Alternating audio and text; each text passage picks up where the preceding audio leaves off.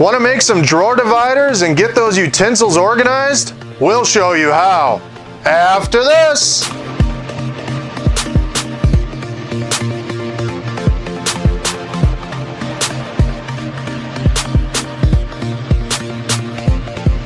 I'm Kyle with Adventures at Home, and in today's video, we're going to make these easy to build drawer dividers that you'll probably find extremely useful if you're like us. Your kitchen utensils are probably a mess in your drawers, and it's hard to find the right one you need when you need it. At Adventures at Home, we love all things DIY, and we post new tutorial videos weekly. So if you're new here, consider subscribing. Now let's get into the video. So the first thing we're going to do after measuring our drawers is to just cut our couple of pieces of 2x4s down to a rough size. We're going to be cutting a couple of pieces at 14 inches long a piece. The next thing we're going to do is just run them through the table saw quick and remove the rounded edges on the boards. That way we have a nice flat surface to work with, and when we cut it down we'll have a nice flat surface to push them along the saw. The next thing we're going to do is cut our 3/8 inch strips out of these boards. We chose to cut them ourselves because generally in big box stores you can only buy 1/4 inch thick strips, which we thought were going to be too flimsy, or you can buy 1/2 inch, which we thought were going to be just a little bit too thick for our purposes, so we decided to cut them down ourselves. This also is a great way to use up some of that scrap wood that you have laying around and save a couple of bucks. We're going to make two different types of drawer dividers here. This one is only going to have one divider down the center, and this one's going to have two dividers down the center. This way you guys will have a rough idea of what we're going for when I start making the cuts to join all of these together. Now we can cut all four of the end pieces down to size. We're going to be cutting them the exact width to match the width of the drawer, and a great way to make sure that they're all the exact same size and to speed this process up is to just install a quick stop block on the chop saw.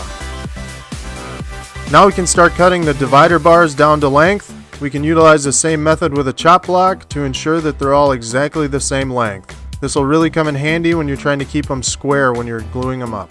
Next, we can start to cut the notches on the end of all of the divider boards.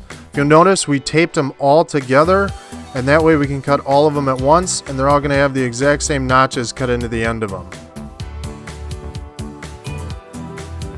All we're doing here is removing the thickness of our boards, which is 3/8 inches, and half of the width of the boards as well.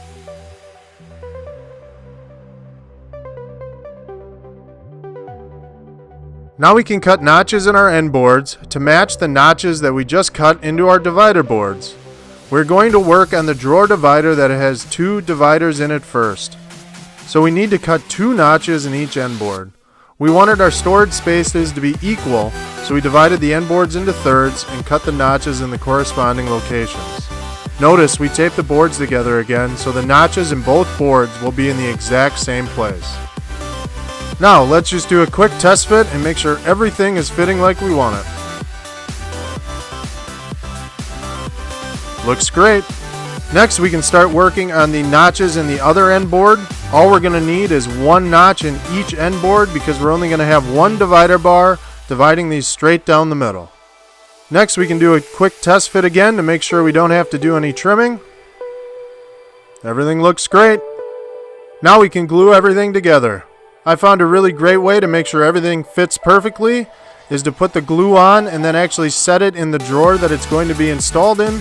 That way everything fits perfectly, and when the glue dries, you know everything's going to fit right.